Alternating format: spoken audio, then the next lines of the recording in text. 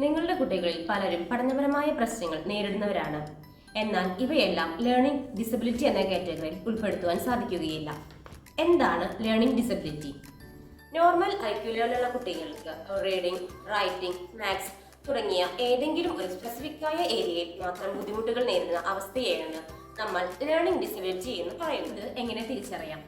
ചില കുട്ടികൾ വായിക്കുമ്പോൾ തപ്പി തപ്പി വായിക്കുക, ഇല്ലാത്ത വാക്കുകൾ കൂട്ടിച്ചേർത്ത് വായിക്കുക, ഉള്ള വാക്കുകൾ വിട്ടുപോകുക തുടങ്ങിയ മിസ്റ്റേക്കുകളെല്ലാം ഇവരുടെ റീഡിംഗ് സ്കിൽസിൽ ഉണ്ടായിരിക്കാം. ഇതേ പ്രശ്നങ്ങൾ തന്നെ അവർക്ക് റൈറ്റിങ്ങിലും കണ്ടെന്നു വരാം. അതായത് സ്പെല്ലിംഗ് മിസ്റ്റേക്കുകൾ ഉണ്ടായിരിക്കുക, സ്പേസ് ഇടാൻ മറന്നു പോകുക, കൂട്ടിച്ചേർത്ത് എഴുതുക, മിറർ റൈറ്റിംഗ് ഉണ്ടായിരിക്കുക, ബിഗ് ഹാൻഡ് റൈറ്റിംഗിൽ എഴുതുക, ഇങ്ങനെയുള്ള പ്രശ്നങ്ങളെല്ലാം റൈറ്റിംഗ് മേഖലയിലും കണ്ടെത്തുന്നു. കുട്ടികൾ ഇത്തരത്തിലുള്ള പ്രശ്നങ്ങൾ നേരിടുന്നവരാണോ എങ്കിൽ റെമഡിയൽ ട്രെയിനിങ് അത്യാവശ്യമാണ്.